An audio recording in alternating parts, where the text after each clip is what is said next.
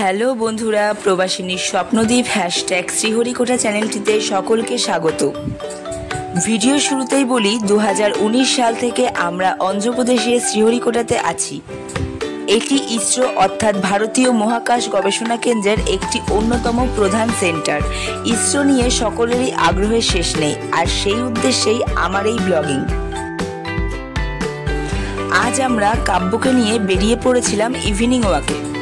এমনিতে কাব্য বেড়াতে ভীষণই পছন্দ করে, তবে আজকেও একটু বেশি এক্সাইটেড, কারণ ওর সাথে আজ ওর বাবা পুরো দমে জুড়ে গিয়েছে। আজ ছুটি ছিল, তাই ও একটু বেশি এনার্জেটিক রয়েছে। বাবা ছেলে জগিং করছে, আবার আমাকে নিয়ে ছোঁয়াছুঁই খেলছে। দুজনে মিলে খুবই মজা করছে।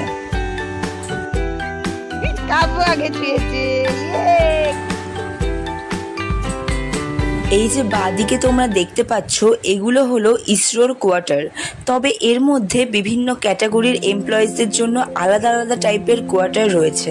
তবে বন্ধুরা, তোমরা যদি ইন্টারেস্টেড থাকো তাহলে অবশ্যই একটি ব্লগে আমি তোমাদের কোয়ার্টারগুলো দেখাবো। কাব্য আর ওর বাবা পাখি দেখাতে ব্যস্ত। আমাদের এখানে না খুব সুন্দর সুন্দর কিন্তু বাগান আছে, মানে ফুলের বাগান। অনেক ফলের গাছও আছে, আবার ফুলের গাছও আছে। এখানকার মালিরা এত সুন্দর করে ফুলের গাছ পরিচর্যা করে, বিশেষ করে বোগানভিলিয়ার গাছ কিন্তু প্রচুর আছে, আর দেখতেও এত সুন্দর লাগে, চোখটা যেন জুড়িয়ে যায়। এখানে কিন্তু বহু কালারের আর বহু প্রজাতির বোগানভিলিয়া আছে। তোমাদের একদিন দেখাবো, একটা ভিডিও করব তোমাদের সাথে বোগানভিলিয়া নিয়ে, ঠিক আছে?